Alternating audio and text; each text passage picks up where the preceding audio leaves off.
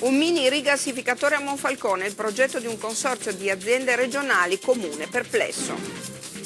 Archiviato pare definitivamente il progettato rigassificatore di Trieste, spunta l'ipotesi di un impianto analogo da 800 milioni di metri cubi di gas da realizzare a Monfalcone. Il progetto dovrebbe essere presentato a gennaio. Raffaele Cappuccio. Un gruppo di aziende regionali lancia una proposta che farà discutere la costruzione a proprie spese di un rigassificatore di circa 800 milioni di metri cubi di gas nell'area industriale di Monfalcone.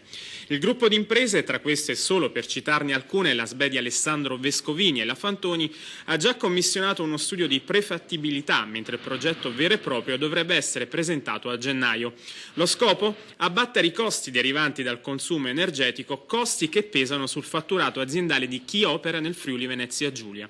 Sul piano ambientale i proponenti assicurano l'impatto sarà quasi nullo e allo stesso tempo si darebbe la possibilità alla centrale termoelettrica di Monfalcone di usare circa 100 milioni di metri cubi di gas a basso prezzo, un modo per provare a convertire almeno uno dei due gruppi a carbone. L'idea prende spunto da una novità normativa del marzo scorso che ha liberalizzato il mercato del gas naturale. In questo modo il gruppo di acquisto potrà aumentare la propria competitività grazie alla costruzione di un rigassificatore di grandezza molto inferiore rispetto al progetto della Gas Natural a Zaule, in rapporto 1/10.